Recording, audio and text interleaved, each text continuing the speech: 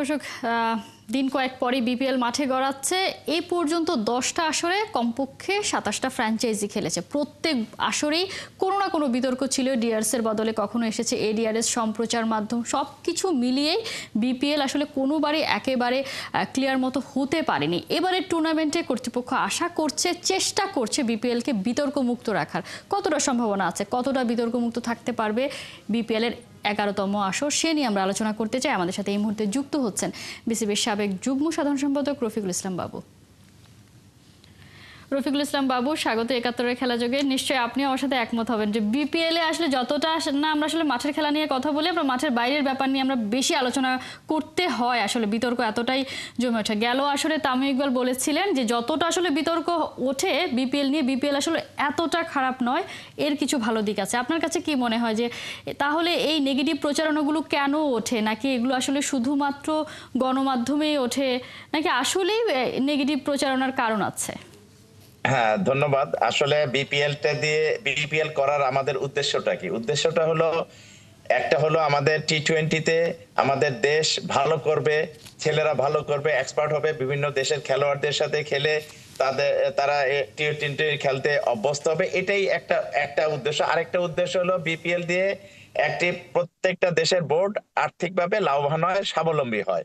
কিন্তু এই দুটার একটিও যদি আমাদের কাজে না আসে, তখন হলো বিতর্ক সৃষ্টি হয়। কারণ এটা লাভের চেয়ে অনেক সময় দেখেছি আমরা যে এটার নেগেটিভ প্রভাবটাই বেশি। অর্থাৎ এবার যে বিপিএলটা হচ্ছে, সেখানে যে স্পন্সর মানি পাচ্ছে বা যেভাবে বিদেশিদের এনে একটা উদ্বোধনী অনুষ্ঠান করা হয়েছে, সেখানে যে খরচ হয়েছে, যে টাকা পয়সা হয়েছে, আর বিদেশি সংস্কৃতি আমাদের দেশে আবার টেনে আনা হয়েছে, সেটা নিয়ে কিন্তু অনেক সমালোচনা হয়েছে।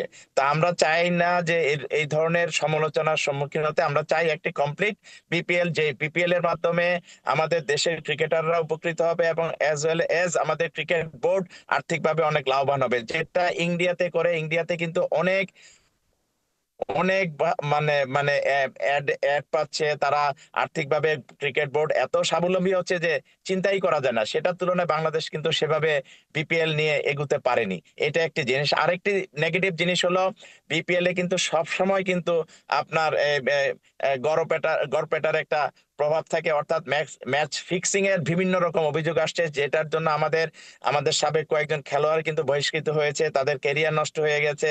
এমনি বিশ্বে কিন্তু সবসময় এটা নিয়ে এটার একটা প্রভাব আছে, যে প্রভাবটার কারণে কিন্তু খেলোয়াড়রা কিন্তু অনেক সময় কিন্তু মানে যে সঠিক পথ থেকে বিপথে যাওয়ার সম্ভাবনা থাকে, সেটাও আমাদের বিবেচনায় আনতে হবে। সুতরাং সবকিছু বিবেচনা করে যদি বিপিএল আমরা সঠিকভাবে সুন্দরভাবে করতে পারি এবং কমপ্লিট একটি টুর্নামেন্ট করার জন্য যে সমস্ত ব্যবস্থাগুলি নেওয়া দরকার, সেগুলি যদি আমরা নিতে পারি, তাহলে এটা পজিটিভ। করবে। আদারওয়াইজ রফিকুল ইসলাম বাবু, আপনি যেহেতু আসলে ফিক্সিং ইস্যুটা টেনেই আনলেন, আমি তাহলে একটু যুক্ত করতে চাই বা জানতে চাই যে ফিক্সিং নিয়ে আমরা প্রত্যেক বছরই শুনতে পাই, কিন্তু সেভাবে কিন্তু আমরা দৃশ্যপটে দেখতে পাই না, বা যেভাবে শুনতে পাই সেই ঘটনাটার কোনো কিছু আসলে তুলে ধরা হয় না পরিপূর্ণভাবে। বা যদি বলি যাদের বিরুদ্ধে অভিযোগ ওঠে তাদেরকে আমরা কিছুদিন পরে ভুলে যাই, তাদের বিরুদ্ধে আনা অভিযোগের কোনো বিচার হয় না, কোনো মীমাংসা হয় না। এবার কি মনে হয়, এবার তো আসলে গভর্নিং কাউন্সিল নতুন একটা বডি হয়েছে এবং নাজমুল উদ্দিন ফাহিম সেখানে তিনি নিজেই আছেন। এবার কি আসলে আপনার মনে হয় যে এটা একটা নতুন চ্যালেঞ্জ তাদের জন্য? একই সাথে পুরনো যারা আসলে এই কাজের সাথে জড়িত ছিল তাদেরকে সামনে আনাটাও জরুরি?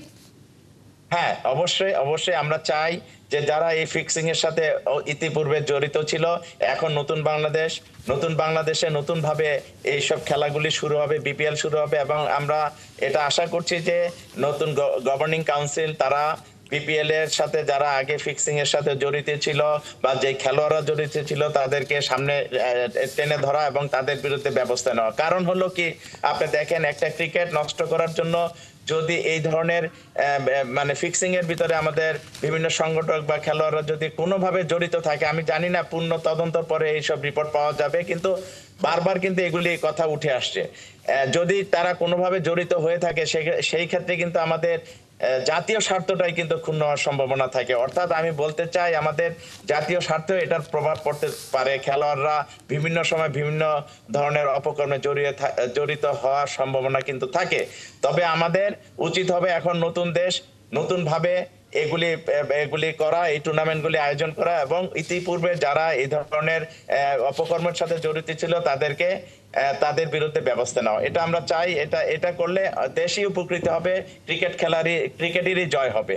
সুতরাং এটা না, এদের এটা বিরুদ্ধে এখন আসলে ব্যবস্থা না নেওয়ার সময়ের কোনো দাবি, কারণ যে নেই। যেখানে আসলে আমরা সব জায়গায় বলছি যে এখন আর কোনো জায়গায় কোনো অন্যায় কোনো কিছু আসলে হবে না, সেই জায়গায় ক্রিকেটকেও যেন আমরা আসলে একদম ক্লিন ফেস দেখতে পাই ক্রিকেটে, সেটা আসলে আমাদের প্রত্যেকেরই প্রত্যাশা। রফিকুল ইসলাম বাবু, আমরা যদি একটু মাঠের খেলায় ফিরতে চাই, আমরা তো আসলে খুব জোরে সোরে দেখলাম যে উদ্বোধনী অনুষ্ঠান হচ্ছে বা মিউজিক ফেস্ট হচ্ছে 3 শহরে, বা যে জায়গায় খেলা হবে 3টা ভেন্যুতে হবে, কিন্তু আমরা কি দেখেছি যে যে কয়েকটা দল যারা যে ফ্র্যাঞ্চাইজিগুলো এবার অংশ নিচ্ছে তারা তাদের টিমমেটদের বা তারা ক্রিকেটারদেরকে কোথায় প্র্যাকটিস করাচ্ছে বা তারা প্র্যাকটিস করছে এমন কোনো খবর কি আপনারা পেয়েছেন কিনা?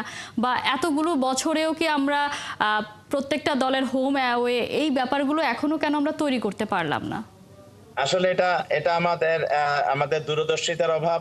কারণ এত বছর হলো আমরা বিপিএল আয়োজন করছি, সেই ক্ষেত্রে আমাদের কয়েকটি দল, অ্যাটলিস্ট কয়েকটি দল ফিক্সড করা উচিত ছিল যে এই দলগুলি সবসময় খেলবে। একটি দুটি দল এদিক সেদিক হতে পারে, এটা প্রতি বছর হতে পারে, কিন্তু আমরা সেটাও দেখিনি। তারপরে প্রত্যেকটি দলই কিন্তু তাদের যে ক্রিকেট খেলার জন্য যে ফ্যাসিলিটিস গুলি দরকার, অর্থাৎ অনুশীলনের ব্যবস্থা, তারপরে একটি নিজস্ব মাঠ, এগুলির ব্যবস্থাও যদি ওই টিমগুলি করতে পারতো তাহলে কিন্তু ক্রিকেটটাই আরো এগিয়ে যেত। কারণ হলো এই খেলার মাধ্যমে কিন্তু এটা যেরকম সারা জাগানো প্রচার হয়, অন্য কোনো খেলায় কিন্তু হয় না। আমাদের ওয়ানডে ক্রিকেট হয়, আমাদের টেস্ট ম্যাচ হয়, আমাদের জাতীয় লিগ হয়, আমাদের premier division cricket league, first division, second division, সেগুলি কিন্তু একেবারে মানে মানে এই টুর্নামেন্টের তুলনায় কোনো মানে মানে দেশের অনেকেই জানে না যে খেলা চলছে।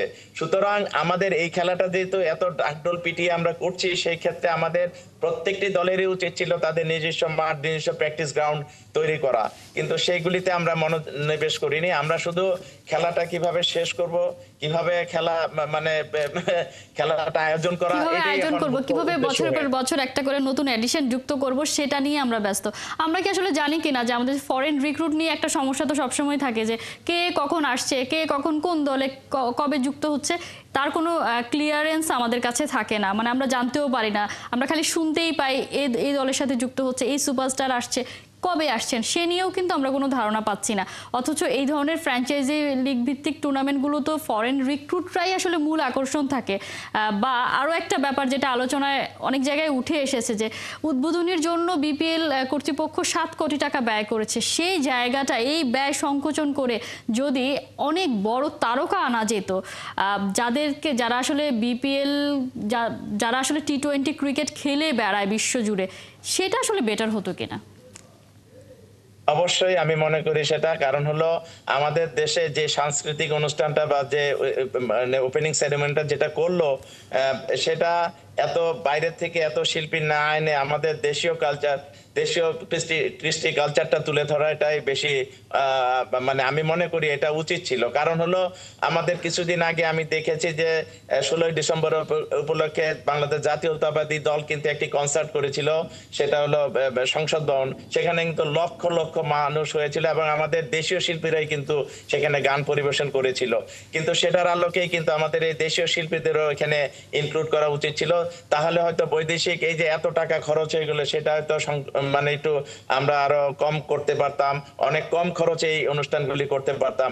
কারণ ক্রিকেটের স্বার্থে, দেশের স্বার্থে কিন্তু আমাদের অনেক শিল্পী আছে যারা অনেক কম পয়সা, অনেক ক্ষেত্রে তারা বিনা পারিশ্রমিকেই কিন্তু এই অনুষ্ঠানগুলি করার জন্য আগ্রহ প্রকাশ করত। কিন্তু সেটাতে আমরা না যেয়ে কিন্তু আমরা এখানে অতিরিক্ত টাকা খরচ করছি বিদেশি কালচারকে এস্টাবলিশ করার জন্য। সেটা আমাদের দরকার নেই। আমরা এখানে কাকে মাঠের খেলা ইনভেস্ট করতে পারতাম কিনা, আমি সেই জায়গায় আসলে প্রশ্নটা রেখেছি, যে মাঠের খেলা ইনভেস্টমেন্টটাই তো সবথেকে জরুরি।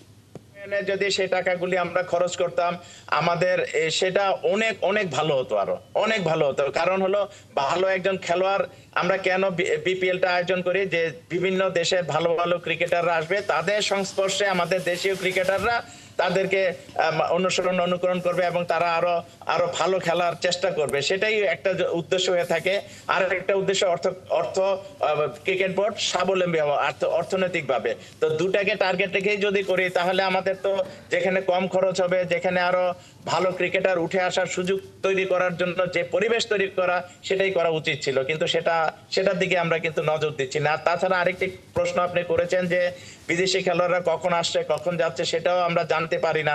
আমার মনে হয় এটা বিসিবি থেকে একটি প্রেস রিলিজ দেওয়া উচিত যে প্রত্যেকটি দলের বিদেশি খেলোয়াড়রা কখন আসবে, কে কখন যাবে, কে কখন অ্যাভেলেবেল আসবে। সেই ব্যাপারে আমরা জানি না। সেজন্য যেটা হয় টিমের মধ্যে যে একটা বন্ডিং তৈরি হয় বা খেলার যে একটা আকর্ষণ, দর্শক সেটা খুঁজে পায় না, কারণ তাদের কাছে ঠিকঠাক ইনফরমেশনটাই থাকে না। এখন অল্প কয়েকদিন হাতে আছে, দেখা যাক আসলে ফ্র্যাঞ্চাইজিগুলো নিজেদেরকে কিভাবে গুছিয়ে নেয়। রফিকুল, অসংখ্য ধন্যবাদ এতক্ষণ আমাদেরকে সময় দেওয়ার জন্য।